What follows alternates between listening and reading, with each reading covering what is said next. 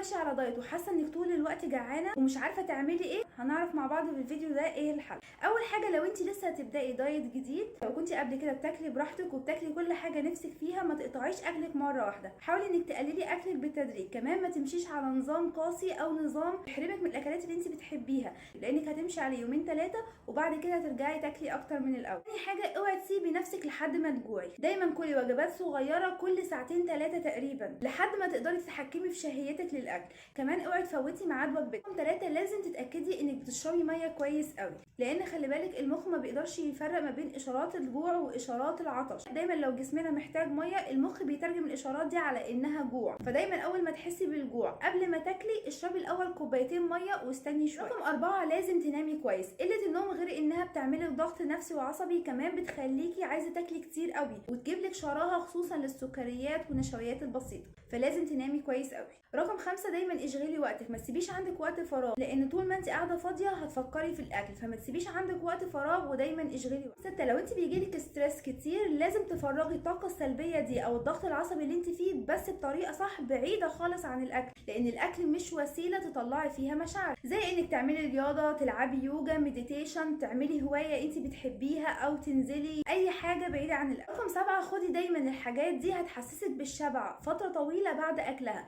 زي بذور الشيا، قشور السيليوم والصمغ العربي، واشربي بعديهم دايما كوبايتين ميه كبار، هيفرقوا معاكي جدا جدا وهتحسي بعديهم بالشبع لفتره طويله. 8، اشفطي بطنك دايما، لان ده مع الوقت هيصغر حجم المعده عندك. رقم 9، لو انت من النوع اللي بيلقط دايما في الاكل ومش عارف ينظم وجباته، نصيحه مني، امشي على الصيام المتقطع، هيساعدك انك تغيري العادات دي وهينظم لك وجباتك كويس. رقم 10، زودي الدهون الصحيه والبروتين في اكلك، هيساعدك انك تشبعي لفتره طويله. رقم 11، دايما خلي اكلك كله في طبق واحد يكون وسط، ده هيحسسك ان كميه الاكل كبيره، فدايما تحسي بالاكتفاء وتحسي بالشبع.